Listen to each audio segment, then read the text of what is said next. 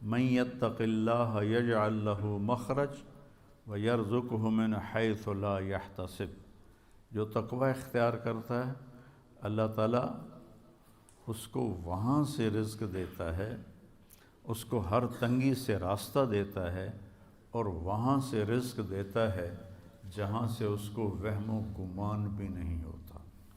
حضرت مقداد رضی اللہ تعالیٰ عنہ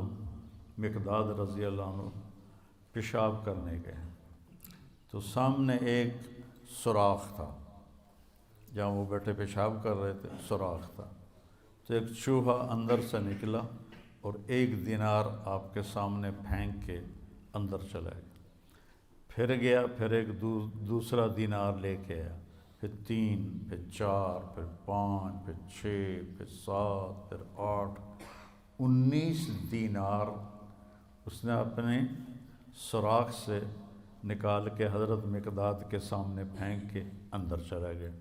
وہ بڑے بھی حیران پریشان، انہوں نے وہ اٹھائے، فارغ ہو کر آ کر اللہ کے نبی کو پیش کیے کہ یا رسول اللہ میرے ساتھ تو یہ قصہ ہوا ہے، آج چوہے نے مجھے مالدار بنا دیا۔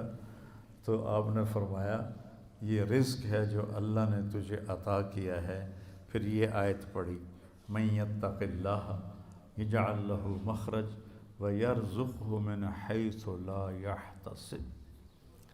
اب یہ راستہ صرف مسلمان کے پاس ہے کہ اگر وہ تقوی اختیار کرتا ہے تو اسے اللہ وہاں سے دے گا جس کا اس کو وہم و گمان بھی نہیں ہوگا۔ من یتق اللہ یجعل لہ من امرہ یسرا، جو تقوی اختیار کرے گا اللہ اس کے لیے آسانیاں پیدا کر دے گا۔ من یتق اللہ یکفر عنہ سیئاتہ ویعظم لہ اجرا، جو تقوی اختیار کرے گا اللہ اس کے گناہوں کو معاف کر دے گا، صاف کر دے گا۔ یکفر کا مطلب ہوتا ہے نشان مٹا دینا، عفا کا مطلب ہوتا ہے چھپا دینا، اور تکفیر کا مطلب ہوتا ہے نشان مٹا دینا۔ اللہ ان کے گناہوں کے نشان مٹا دے گا اور ان کا اجر بہت زیادہ کر دے گا۔ ان تصبروا وتتقوا لا یضرکم کیدہم شیئا ان اللہ بما یعملون محیط۔ تم صبر اور تقوی اختیار کرو تو دشمن کی کوئی چال تمہارے اوپر کارگر نہیں ہوگی، اللہ ان کا گھیرا ڈالے ہوئے ہے، ان کے گرد گھیرا ڈالے ہوئے ہے۔ تقوی کی مثال کیا ہے؟ آپ کے پاس پیسے ہوں اللہ کے فضل سے تو آپ ہر چیز خرید سکتے ہیں، گھر خرید سکتے ہیں، گاڑی خرید سکتے ہیں، جائیداد بنا سکتے ہیں، سیر و تفریح کر سکتے ہیں۔ تو تقوی ایک ایسا سرمایہ ہے جس سے آپ دین کے ہر عمل پہ چل سکتے ہیں۔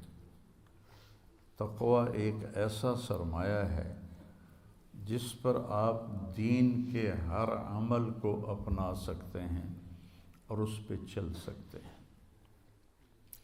حضرت عمر نے کعب احبار سے پوچھا تقوی کیا ہے؟ چونکہ قرآن میں مختلف تعبیرات ہیں تقوی کی، تو حضرت عمر نے پوچھا، کعب احبار یہودی عالم تھے، ایمان لائے تھے، تابعی ہیں، مت تقوی؟ فرمانے لگے کبھی کانٹوں بھرے راستے پہ چلے ہو؟ سبحان اللہ۔ کہنے لگے ہاں، اور اب میں تو کانٹے ہی کانٹے تھے، کوئی سبزہ تو تھا ہی نہیں۔ تو کہنے لگے پھر کیا کرتے ہو؟ کہا میں اپنا کرتا سمیٹ لیتا ہوں، دامن سمیٹ لیتا ہوں، اور کانٹوں سے بچا کے میں آگے نکل جاتا ہوں۔ کہ بس یہ تقوی ہے کہ چاروں طرف گناہوں کے خاردار کانٹے ہیں، اس سے اپنے دامن کو بچا کر پار نکل جاؤ۔ اور دوسرا کہ لوگوں کے سخت رویے ہیں، کانٹوں کی طرح چبھتے ہیں، تو روزے کا صلہ بتایا گیا ہے تقوی، کہ اس سے انسان کو تقوی حاصل ہوتا ہے، اللہ کی خشیت، اللہ سے حیا کو تقوی کہتے ہیں۔ ایک گناہ نہ کرنا کہ دوزخ میں جاؤں گا، یہ بھی ایمان کا حصہ ہے۔ ایک گناہ نہ کرنا کہ مجھے اللہ سے شرم آتی ہے، مجھے اللہ سے حیا آتی ہے، یہ حیا کا جو درجہ ہے یہ خوف کے درجے سے بڑا ہے۔ یا ایھا الذین آمنوا، یہ عزت صرف اس امت کو ملی ہے اور کسی امت کو یہ اعزاز نہیں ملا۔ کتب علیکم الصیام، تم پہ روزے ہم نے فرض کیے ہیں، کما کتب علی الذین من قبلکم، جیسے تم سے پہلے لوگوں پر ہم نے روزہ فرض کیا تھا تم پر بھی فرض کیا ہے۔ کیا ملے گا؟ لعلکم تتقون، تمہیں تقوی ملے گا۔